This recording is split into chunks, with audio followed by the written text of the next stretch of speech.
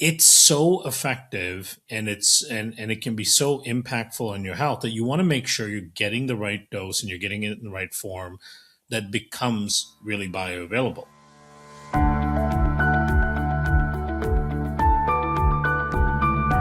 Welcome to the Inflammation Code podcast. It's me, your host, Dr. Shivani Gupta, and I have a very special episode in store for you today. To celebrate a huge, momentous occasion, my Hay House book titled The Inflammation Code is coming out today into bookstores and all over. So we decided to do a special episode where my mentor and my dear friend, Kiran Krishnan, is going to interview me and ask me questions about the book so you guys can learn about it. So I'm going to hand over the reins to him and let him be the host for the rest of today. Amazing. I very happily accept the reins. Thank you so much, Shivani. It's such a pleasure to do this, and I'm so glad we're flipping the script a little bit, right? Because this episode really is all about you and your work, and then of course the culmination of your work into what is a fabulous and important, and also I would say timely book. Given the state of people's health today, and then the role that inflammation plays in all of it. So, for those that are new to this channel and new to your channel, let me do an introduction, and we'll give them a little bit of a brief in the book, and then I'm excited to talk about all the delicious, amazing information that's in there. That's really going to be impacting their lives. So, you're obviously Dr. Shivani Gupta. Your new book, The Inflammation Code, the subtitle being "Unlock your true health potential with the power of Ayurvedic super spice and elemental design." And I love that elemental design component of it. I can't wait to talk a little bit more about it. So for those of you who aren't familiar, Dr. Shivani is an acclaimed Ayurvedic expert with over 25 years of experience in bridging Eastern and Western healing traditions, which I think then gives us the most comprehensive approach to health and wellness. Her unique approach, it blends the ancient wisdom with modern science. And yes, the gut microbiome, which of course validates 5,000 years of old Ayurvedic teachings. She holds a master's degree in Ayurvedic science and a PhD in turmeric research. Nobody is more of a turmeric person than you are.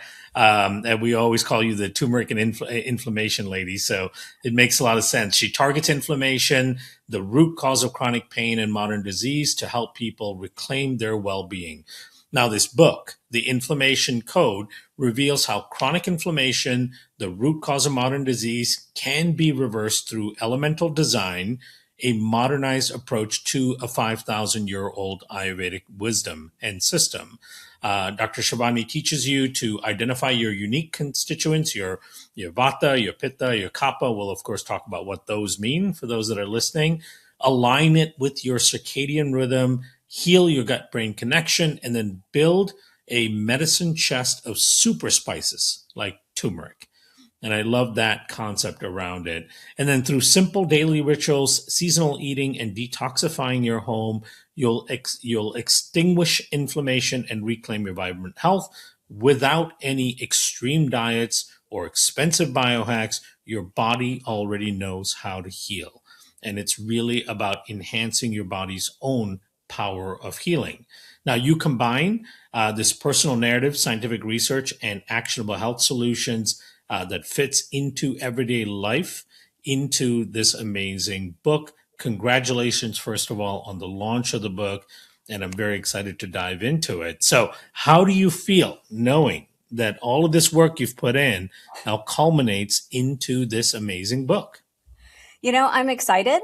I'm definitely nervous because it's a work of art. It's a work of science. It's a work of hope for the world. Yeah. I became a PhD purely because I wanted to impact the world and teach Ayurveda through books. So it's really surreal that I got through the journey, finished the book. Hay House said yes. We approved everything with a million citations and everything they wanted, which is rough, and then hit this point of complete. Like it's weird that it exists. And I'm just excited that people will read it and understand Ayurveda in this way. And then Yeah. my hope is they'll really embody it and they'll get it, what I've been trying to say this whole time. Yeah, and one of the things that's important about the book is it makes it also actionable, right? And that's the key because, I always have this philosophy of like, when you know better, you can do better. True. And so the know better part is the knowledge aspect of what the book brings. But then the do better part is like, okay, what do you do with that knowledge? Right. And that's where I think you really make this accessible to people because the actions are simple and yet powerful at the same time, right? So speaking of that, we've already mentioned turmeric, and of course, turmeric is a big part of all of this. But turmeric is interesting, right? So most people have turmeric sitting there in their kitchen cabinet. I know I have probably three little bottles of turmeric that I add to almost everything that I do. Um, you know, but one of the things you say in the book is that they're probably not getting the real benefit from it, right? So the turmeric that's sitting there as a spice, because a lot of people will hear this and they go, I already have turmeric. I sprinkle it on stuff on a semi-regular basis. So I must be getting all the benefits. So can you break down exactly what we're doing wrong and what the research shows about proper dosing that actually ends up moving the needle on inflammation and chronic disease? For sure. So, when I was doing the research for my PhD dissertation, I sat in the science for years. And previous to that, I had been sitting in my herbology class studying in Ayurveda the power of all the super spices. So, we have ginger, we have ashwagandha, which you know a lot about. We have Mhm. all these different powerful polyphenols that are powerful for our gut health that function like superfoods in the body. So, I have a whole chapter on super spices as superfoods because oftentimes we're reaching for salmon and spinach and blueberries, and we kind of run through that list of what we in the West consider superfoods. And I think Ayurveda opens up a whole new treasure chest of super Yes. spices. My favorite is definitely turmeric because that's where my depth of study happened. And when I studied turmeric, I realized most people are just using it wrong. We're taking that kitchen culinary spice turmeric, we're sprinkling it on our chicken, we consider that enough, and many people are even forgetting to add black pepper or a healthy fat. And we know that those are the ways to increase that absorption the best. The black pepper increasing the absorption by 2000%, the healthy fat increasing that absorption and helping it cross the blood brain barrier. And so, after seeing all that and doing all that research, I also saw that there's this exponential growth in the science and literature around turmeric because of how powerful it is as an anti inflammatory. It has a lot of other benefits that I love, immune benefits. I love that it's antiviral, antibacterial, antifungal. I love that it helps with the gut microbiome, antioxidant, anti aging. All that cool stuff is there. But the anti inflammatory effect fascinated me because I come from a family of diabetics and a family that's always struggled with chronic inflammation, chronic metabolic disease. And I thought, this is interesting. Can turmeric play a role in helping us with our systemic inflammation? And there's such powerful, compelling science on that. We know that it impacts so many of the master switches of inflammation, like NF kappa B, TNF alpha, interleukin 6. Over 30 different pathways of inflammation are affected by turmeric. So, about 10 years ago, when I finished that PhD, I built a whole supplement company around it because I thought, why is all of Western medicine not handing this to us when they say you're inflamed? Why are they telling me NSAIDs 24/7? They could have said, you can take turmeric for that. And so my entire company was built on that idea. And then what I realized was people are taking this, they are winning at inflammation, but I still want to teach the lifestyle because the lifestyle is when we're then really going to reverse out of this problem. Otherwise, we're going to keep chasing it with turmeric. Turmeric is very effective. I love how effective it is. But why don't we have the lifestyle and then we can really simmer down that inflammation and win? So that's why I studied turmeric so in depth. And I'm still very passionate about it. And it's in the book. And I think it's a great supportive tool when we're talking about our pathway to winning at inflammation. Yeah, that makes sense. I mean, and to me, it makes a lot of sense to supplement with turmeric as well. I mean, obviously, if you have it in your kitchen cabinet, use it. That's great. It adds a lot of flavor to things, which is obviously the primary reason I use the spice version of it. But I also take turmeric as a supplement because it's so effective and it can be so impactful on your health that you want to make sure you're getting the right dose and you're getting it in the right form that becomes really bioavailable, right? So I think that makes a lot of sense. Now you mentioned lifestyle, and that's a really important aspect of it because supplement, you can't supplement your way out of a bad lifestyle, and so you really have to understand what are the right choices you make day to day, hour to hour, week to week, right? That have a major impact on your overall outcomes. Now, one of the things you talk about in the book is the primary elemental forces that govern what kind of lifestyle is actually better for you, right? So in Ayurvedic medicine, I think isn't the word for it doshas? Your Yes. dosha, right? And so in Ayurvedic medicine, they've been practicing it for thousands of years. Step one, you figure out your dosha, right? You figure out the primary elemental forces that govern your biology, and of course, they have Vata, Pitta, and Kapha. Now, you do a wonderful job of explaining that in the book, and then helping people kind of identify with what they may be. For you, that was a real turning point yourself personally, right? So you are Pitta. You've revealed to the world what you are, what your dosha is, right? So there's no more secrets now. Everyone knows you're walking around like a Pitta. And Yep. so tell us a little bit about these the element types, why that's important. And then what I would love to learn is once you realize you were a Pitta, what were the changes you made as a result of that? For sure. I mean, elemental design and doshas is this central concept out of Ayurveda. And Ayurveda did call it the doshas. And there's actually so many words that Ayurveda used that I wanted to teach about in the book. And I realized if I threw 50 Sanskrit words at my audience, everyone was going to get lost. So I took this concept of doshas and translated it into elemental design and applied it to everything that we do. Because I realized you might just address your dosha, but you might forget to customize it to your circadian clock, your diet, your gut health, and each aspect of your life. And so elemental design is you understanding which type you are. And either you are Vata, Pitta, or Kapha, like you said, and in the West we pronounce them Vata, Pitta, and Kapha. And so I Mhm. try to say that just so people have a pronunciation of it, because I know these are new words. But most of us have a primary and then a secondary constitution. And then some people are what we call three doshic or balanced in all three. And at my website at drshivani.com, I have the quiz. So everyone can go and run and take that quiz. And it's going to give you an answer and a video about your type immediately. So you start to get some understanding. But that first one is called Vata. And Vata is based on air and ether. So this is your person who is taller and lankier than most, like taller or shorter than anyone in their demographic. So tall and lean, short and petite. This is someone who has the traits of air and ether. So maybe a little bit dry, always in motion. Air can be a beautiful breeze, or it could be like a tornado, going at full force, almost violent in all of its constant movement. And so I like to teach that when it comes to a Vata person, they're always in motion. Their energy is always in motion. They can't sit still. This is your marathon runner. This is someone who wants to run marathons, exercise, move all day. They're also lighter, so they tend to be the most creative type. They have that universal creative energy coming through. In their health, they have a tendency towards insomnia, disrupted sleep, anxiety, maybe even constipation because they have dryness in their system. And so our goal in Ayurveda is to show them how to bring balance to that Vata energy. Vata people also can run through their day and forget to eat. This is your friend who says, I had coffee, I had green juice, I had some hummus, and then I just forgot to eat. And now it's dinner and I don't get why I'm so tired. And that's rare. And then this is also someone who has a hard time gaining weight.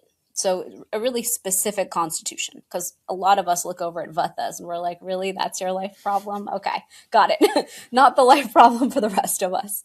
And so with Vatas, the homework is really grounding. So the opposite to the air energy is the earth energy. We want them to eat warm meals, 3 square meals a day, really stick to their circadian rhythm, eat healthy fats. So we have a whole protocol around grounding that Vata energy so they finish what they start and they feel more settled in their bodies and in their minds. And then the second one is Pitta. That is me. I am all fire. It's something I have to work on a lot because I can go overboard with my fire. But a Pitta person is typically medium bodied, reddish hair, reddish skin, like reddish tone to them. This is someone who can have early graying in their hair. Their tendency is all fire. So this is someone who is passionate, driven, organized, perfectionist. They tend to be leaders. They just want to go after everything in life, and they almost lack a self-control about it because they're so passionate about everything that they get into. Like any fire, it could be a beautiful campfire, or it could be a volcano that erupts. And so the issue with pittas is if they get way too overboard and way too overheated, they tend to erupt, explode, burn out, and the people around them are their collateral damage because there's a lot of anger and frustration in the pittas. And so I teach my pitta crew how to balance that fire energy by treating themselves like a nuclear reactor. So cool, calm, hydrate, eat your 3 square meals a day because pittas get really hangry. They have to eat. Really manage your inflammation because pittas can tend to get inflamed, heartburn, like skin erupting, everything coming out of them as fire. And so pittas have to manage themselves as cool, calm, collected, well-fed humans. And then they stay nice and balanced and not burnt out. And then finally, you have Kapha. And the Kapha crew is earth energy. They are earth and water. This crew is so grounded with that Mother Earth energy. Physically, they tend to be bigger boned, stronger. They can lift heavier. They have this sturdier constitution. This is someone who tends to have round eyes, round face, oily, curly hair. This is someone who's really kind. They're very one thing at a time, one step at a time, one word at a time. They have a very mountain energy, like a grounded energy. They get through their day, and once they sit down, they will not get up again. They are just settled in. And sometimes that's hard because in modern day life, we're teaching everyone we have to hustle and grind and work 24/7. And that's not the Kapha nature. And the Kapha wants to take care of everyone around them. They're so loyal. They're so kind. And so with Kaphas, they have a tendency to have a sluggish metabolism, tendency towards low mood and depression, tendency towards really getting like stuck and not wanting change. And so as practitioners, we sit with Kapha and say, honor your constitution, really find a way to move first thing in the morning, find a friend who wants to get some change and try new things with you, and recognize that Kapha needs their sleep. Like they are the slumber crew. They get that 8-10 hours of sleep better than the rest of us. And so it's so important with Kapha to honor the nature and recognize how to get the energy to move, but how to keep themselves balanced with warm cooked meals, less cold, less raw, less dairy, and those kinds of things. Wow, that's so interesting. So what were a couple of the big changes you made for yourself when you realized what your elemental type was? So Pitta people want to eat everything fried, spicy, salty. We have the biggest appetites ever. If I'm not paying attention and I'm in a restaurant talking to you, I could eat my dinner and your dinner and the next guy's dinner. So I had to learn, just because your appetite is this big doesn't mean your frame can handle it. I had to learn to let go of eating hot sauce on everything, which I'm still working on, because we tend to run hot. Like I can sit here and just start to like get hot because I'm like active and excited. So I've learned how to stay cool. I literally keep beverages around me in multiples as if it's my job. I've got water here. I've got electrolyte water with them. We as Pittas love to just pound our caffeine instead of hydrating. So that's like one job. And then another big issue with Pittas is we will just go 24/7. And so because I'm in a book launch for 6 months, all I've done is work day, night. I work in my sleep. Like I don't know how to let go. I wake up thinking about it. I sleep thinking about it. And so the homework for Pittas is real breaks, like real compressions. So in the book, I teach things like tea time is me time, walk in nature, circadian walks. So all the homework I give in the book, really, I need 5 times more. And so that's what I'm practicing now is like Pitta balancing. Because if you don't, and you don't align that to your circadian clock, which in Ayurveda we're going to talk about, but Pittas in the summer really tend to burn out in our hot season. If you don't take those off seasons like an athlete, then you really burn out and quit. So I've learned to recognize the signs, slow down, take more breaks, do more self-care so I can stay in the game. Yeah, well, you brought up something important there, circadian rhythm, right? Let's talk a little bit about, circadian rhythm hacking for women, for example.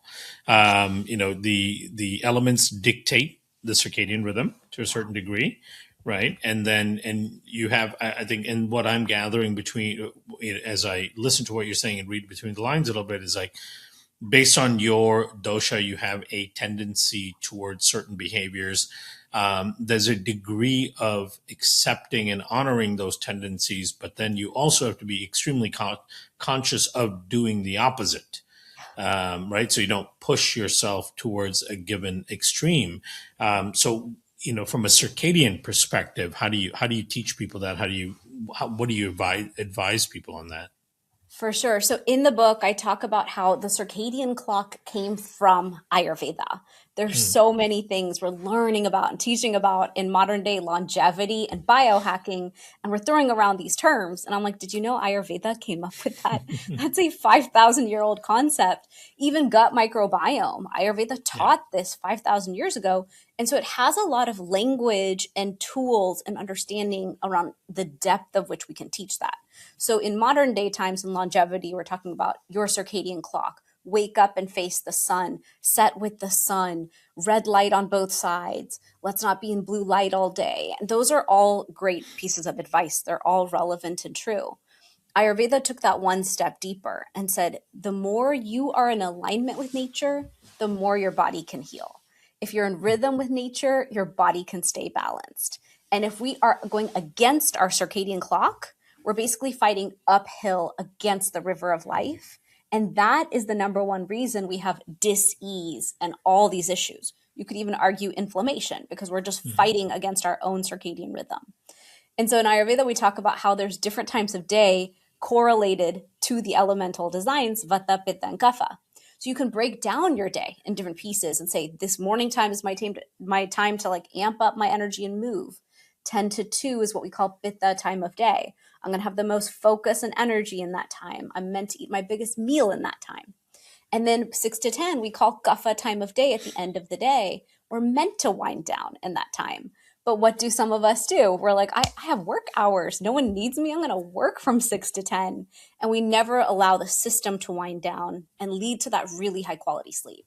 And another key piece Ayurveda teaches is 10 to 2 at night on the circadian clock is also Pitta time of day. So that's when those fires come out, clear inflammation, clear the lymphatic system, the glymphatic system. So if we're not going to honor circadian clock, we're going to forever be inflamed and we're going to forever struggle. And so I wrote a whole chapter on like self-care for sleep, self-care for sleep hygiene, because I truly believe that it's by doing those things that we get profound sleep. Like last night, I finally said, enough is enough. We need the self Hmm. care routine in place. And once I did it, I woke up and was like, wow, this is how happy I can be just from getting a night of perfect sleep. It was that easy. And so we forget that health can be free, health can be easy, health can be so attainable if we align to nature as opposed to fighting it. Yeah. Well, and I think that provides a new angle and perspective in the book for that type of self help because there's books about sleeping health and managing stress and things like that, right? But what you're really unveiling for people is understanding how to align their natural rhythm with with what actually would work for them, and what actually wouldn't work for them, and what their tendencies could do if they allow themselves to succumb to those tendencies, right? What extremes that can drive them to. And I think what this indicates, and to me, is it's, sleep health, circadian rhythm, and all that is not a one size fits all, right? It has to be to some degree customized to your own constitution. Correct. And I think that's a more unique and more in depth and nuanced approach in your book than what you would get from a conventional, sleep health book.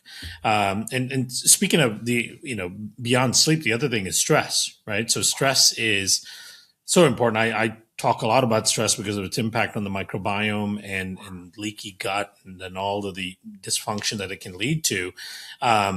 One of those dysfunctions that I've actually talked a lot about, which you cover in your book really well, is around mental inflammation, right? And how stress can become a disease state and a disease process.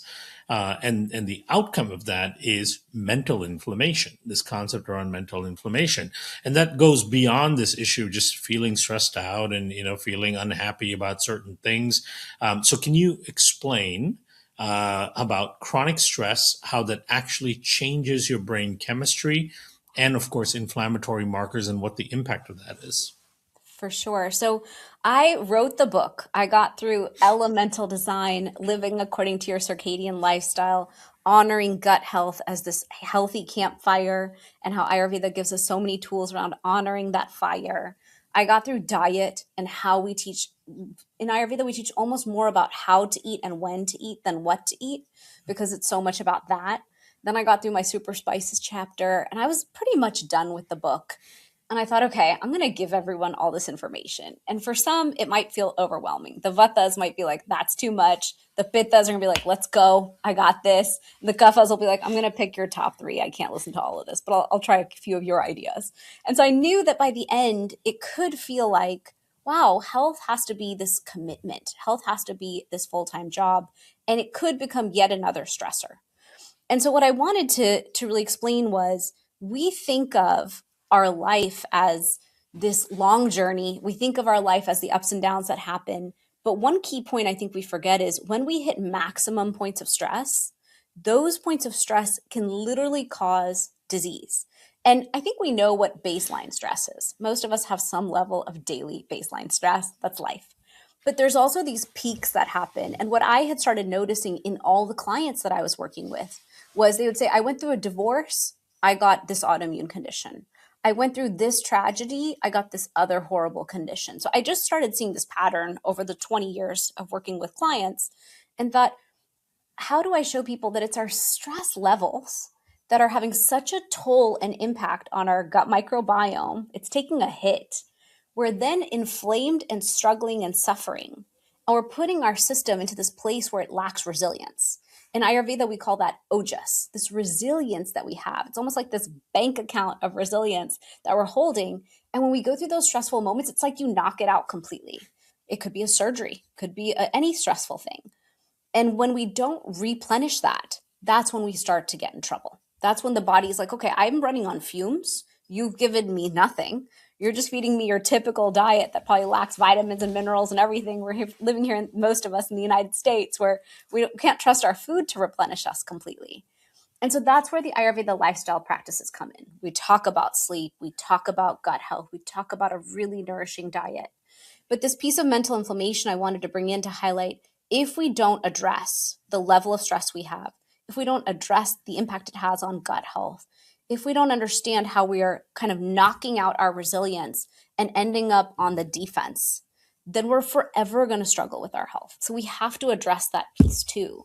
And that comes from the daily self-care rituals. It comes from really investing in creating space, creating quiet space.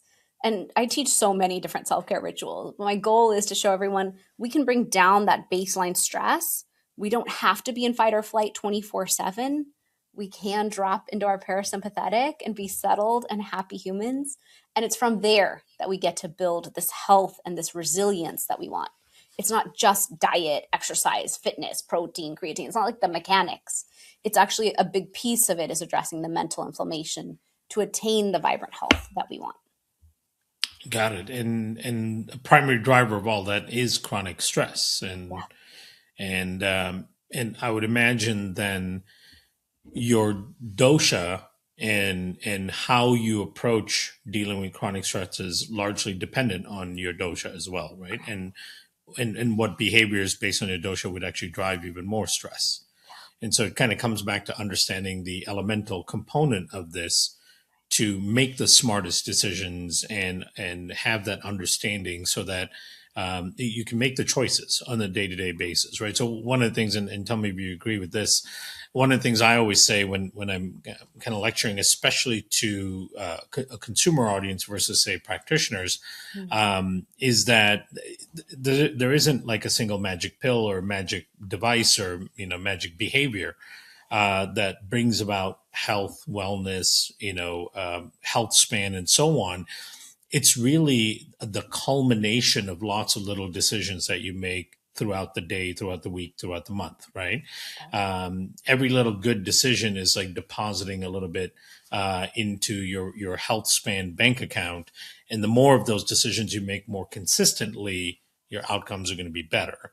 And the benefit of that is also the way when I think about it is like if you're making enough of those right decisions on a day-to-day basis, then you can make some bad decisions and still be okay. Right. Right. That's part of the resilience, because your bank account on the good decisions and the health span is quite high. So I love that you really tackle the lifestyle component of this, because the sense I get is that, the people that read this book are going to be armed with like a really good foundational knowledge base, not only about who they are and their elemental type, but then what are those decisions that are going to continue to add to their health span bank account, right? So I love the way you've framed it in this book. Now, you're a brilliant lady. You could have gone after any sort of medical training you wanted to, but you chose Ayurveda, right? Which to me is, obviously this, we're in a very exciting time, because this 5,000 years of tradition and know-how and empirical data, but now we're starting to see more modern science kind of validating a lot of the things that Ayurveda has been practicing for so long. So I have a couple of part question there for you, right, regarding Ayurveda. Number one, um, why did you choose, and you were impacted by health crises, right? Like I think a family member lost a leg to diabetes, as an example. It's an impactful thing to you, so you became motivated to look into health and wellness. But then why at that point did you choose Ayurveda, right? And then the second part of that question is, talk a little bit about the health crisis that we're currently facing, but talk about that through the lens of how Ayurveda would look at the health crisis, right? So the first one on how what made you choose. You could have gone through any type of medicine you wanted to. What made you choose Ayurveda? And then the second one is, when you look at the health crisis through that lens, what does it tell you? For sure. Beautiful question, Kiran. Thank you. Um, I have always been a sick kid. I don't know if anyone else listening has had that issue, but I grew up and I was car sick, air sick, seasick. Someone would sneeze on a plane, I am sick. I would go to a party, I am sick. 24/7, I felt like the weak link. And my parents would take me to India every year and we'd go to see family. And I would get Montezuma's Revenge, India style, every time. So just horrifically sick. And I always looked around like, wow, everyone else has an immune system and I don't. And what does that mean? And then simultaneously, I watched every time I landed in India, someone would pass away of the advanced stages of diabetes. So it was heart attack, stroke, cancer diagnosis, leg amputation, Parkinson's, Alzheimer's, dementia. And I was like, wow, okay. So I'm always sick, and you people are all dying of the advanced stages of diabetes, and that's my genetics. We have a problem. I have to find a way to protect my parents because my parents' generation are going to line up just to the grandparents' generation. And then what about my generation? I had 9 cousin sisters, and I thought we're also screwed. So I thought, okay, I'm going to have to figure this one out on my own. And by then, by the time I was in high school and college, I was taking really strong antibiotics on a monthly basis. They were like, you need Augmentin, just again and again. And no one ever thought that maybe this is not a candy we should dispense to this child on a monthly basis. Maybe that's not ideal. So it really formulated and shaped who I am today, because I very much am defensive on the health plans that are available to us. Because when something's offered to me, I'm like, what, why, how? Let's talk about it. I need to do my own research. So fast forward, I was in college watching all this. And I was at one point so disastrously sick. They were like, we need to hospitalize this girl. We don't know what to do. And by then, I had gone to naturopathic medicine, homeopathic medicine, chiropractic medicine. So, all these integrative and health modalities I talk about, acupuncture, medical massage, I had tried so many as stopgaps on my way of just trying to survive and get through high school and college. And by that time in college, when I was so sick, I looked at my parents. We were in India, and the doctor offered even stronger antibiotics at that point. And I looked at him and I said, you didn't offer me a probiotic. You didn't offer me anything to save my gut microbiome from what you're going to do. You're going to explode my gut. And that's your solution? And that's when a voice screamed inside of me and said, no, we're not doing this anymore. I don't agree. Cut, time out. I can't agree to this plan of action. And that's when I looked at my parents and said, we're in this land of yoga and Ayurveda. And from what I've been reading, it's pretty epic. So can we go on a quest and figure this out? And that's what we did. I was raised by parents who by then were Pitta, successful, burnt out entrepreneurs. And they were perfectly fine traveling through India with me to figure this thing out if this was my next career. And that's what we did. We went through all these centers of Ayurveda, South India, West India, North India, all over. They let me try everything. And detoxing in Ayurveda is a pretty intense idea. And Mhm. I never felt better. I was like, this is it. This is the holy grail. This is the treasure chest. Why is this treasure chest sitting in India? And all of us girls and boys over in America are suffering and sick, and we're being treated by a system that is not helping us. That doesn't make sense. So I have to take this system of medicine and find a way to translate it into an English and a system we will understand, and then bring it over to the West.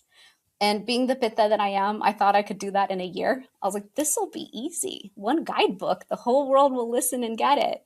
And I've been humbled by that. And now 20 years later, I have a book. So it took about 20 years to put the whole thing into one book. But if anyone follows me online, I say and teach this on every social media channel and YouTube and podcast.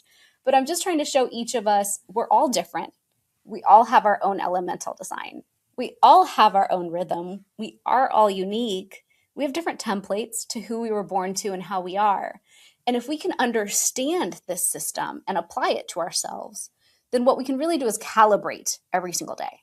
And that calibration, moment to moment, that's where the power is.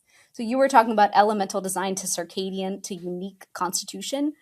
In any given moment, I'm calibrating. Oh, I'm a Pitta and I'm overheated. Let me cool it down. Oh, I'm a Vata. I'm dysregulated. Let me ground. Oh, I'm a Kapha and I'm stuck in this moment. Let me lift up and move out of this. So there's a real power and a freedom from that. And then to answer your final question, how do I see the lens of Ayurveda impacting us in this moment? I think we're living in a very scary moment, if I'm honest. We're living Mhm. through a moment where 1 in 2 people get cancer. I mean, that's insane. 1 in 2, 1 in 3 for everything. And we know that inflammatory lifestyle disease is preventable. Like, this is lifestyle diseases. So to me, we have such power in our hands and we need to take that power back. And that comes from advocacy, sovereignty, knowledge, and then taking action, like you said. But really understanding your gut microbiome is yours to honor and build. Your health is yours to honor and build. And you have such power. And it comes from these daily choices. Like you said, the food, it's what we drink, it's how we live, it's how we sleep, it's how we self care, and how we calibrate to ourselves. Yeah, that makes a lot of sense, and a lot of it is really going back to basics, right? We have a tendency to overcomplicate things, and of course technology and all that. There's all these devices and endless things like the world of the biohacking and all will have you think that you have to do all of these things throughout the day. With starting with your cold plunge and your hot plunge and this, that, and the other, and those are fine for optimizing yourself and all that, but to foundationally just reset your system and have a healthy functioning system, there are just some foundational basics, right, that are so important that people are simply not aware of. And that actually, so that was not actually my last question. This will be my last question. Number one, I think this book is a really important culmination of your work and your passion. And when I see people putting books together, that's kind of how I think about it, right? I'm like, it's a culmination of like years and years of work and knowledge and understanding and gaining that knowledge, and then adjusting that knowledge based on the nuances that you come across with dealing with real people in real life, right? Because I think information has to shift. We all learn from clinical trials, for example, right? But clinical trials are highly controlled environments, and the trial doesn't necessarily translate so well to life because life is not a controlled environment, right? So then you have to understand how to translate what took place with the impact of whatever was being studied into a normal person's life, right? Like what that impact truly is going to be. So I think you've done that over decades with the knowledge that you've achieved, and then the people you've worked with, the clients, the other practitioners, and all that. all that is culminated into a book.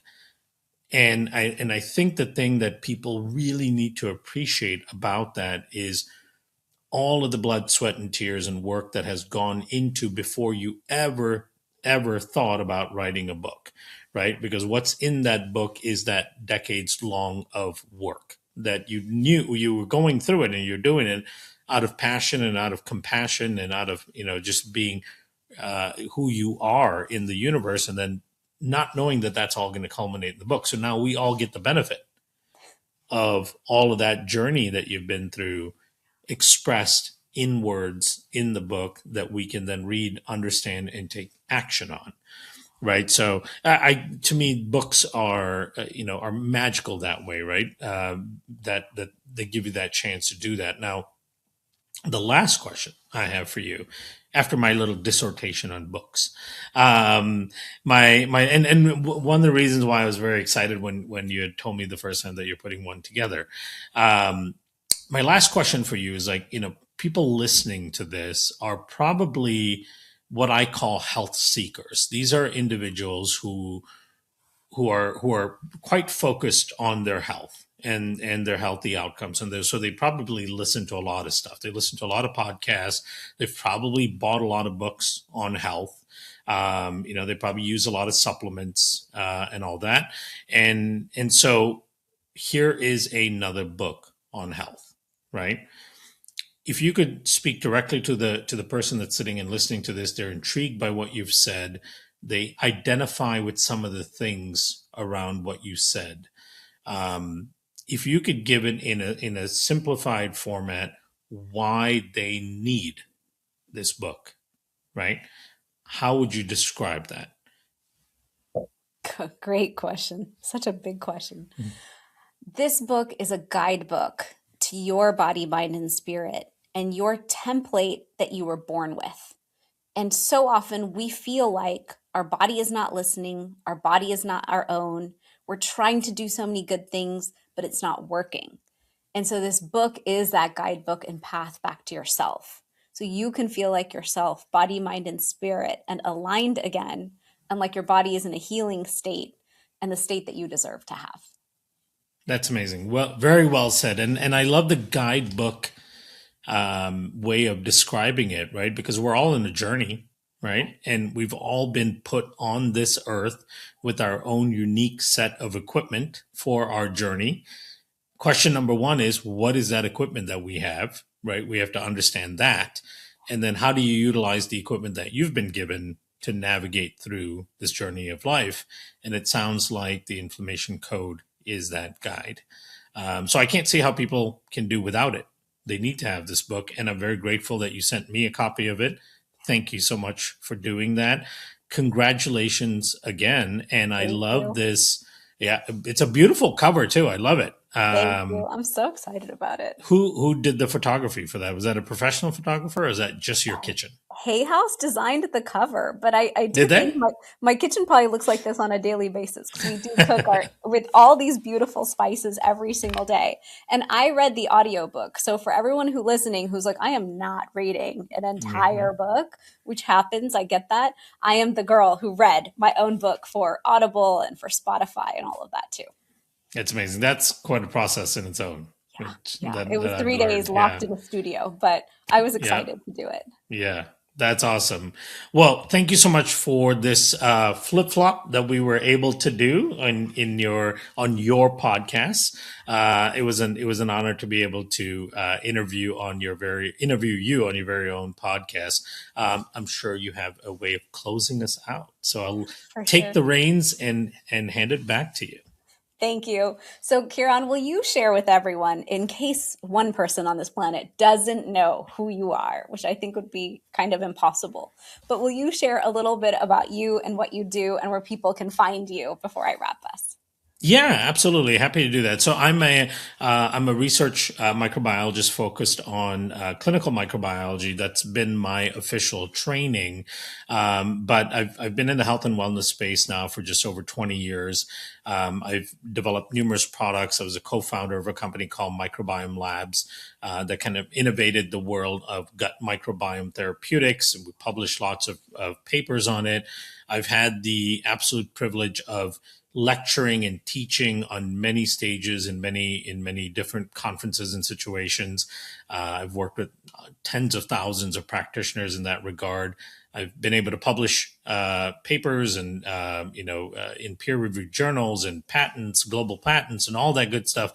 And I've founded a few other companies as well. But mostly, I think the thing that's most important about me is I've been able and lucky to identify really good people around and work with them to try to improve the outcomes of others, right? So getting to meet you and start to do work with you has been an absolute pleasure. And that, to me, that kind of community and connection is the most important thing about a person. So that's who I am. And then if people are really interested, I'm a big time educator on the microbiome, on gut health and all that. So if people are interested in that, feel free to follow me on Instagram at Kiran Biome, KIRANBIOME. I'm on Facebook as well. And then there's a bunch of stuff from 15 years on YouTube. If you just put my name in there, you'll find endless amounts of interviews and all that. But I do cherish my relationships in this industry and all the good people doing good things. And I think that's the part that is one of the most valuable aspects of what I get to do. For sure. Thank you. Thank you for sharing that.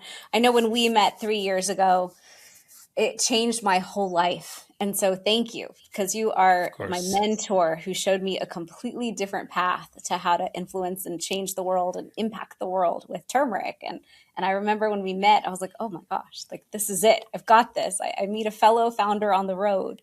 So thank you for doing this interview today. I appreciate it. I have loved sharing with all of you in the audience my new book, The Inflammation Code. I encourage you to go out there and get it, listen to it, write in it, fill it with notes. I have quizzes in here. I have guides in here. I have sheets on how to live according to your elemental design, according to your circadian clock. And you can find more information on the book at theinflammationcode.com. And more information about me, how to work with me, all the good things, my YouTube and social and everything is all on shivanigupta.com. So thank you for joining me today for the Inflammation Code podcast. That is the new name for this podcast because we're going to dive deeper and deeper into the topics of inflammation and Ayurveda this year. So it felt timely to switch the name up and get into those topics even more deeper with all of you. And I can't wait to see you till next week on this podcast. See you then. Bye, Kiran. Thank you. Bye. Thank you.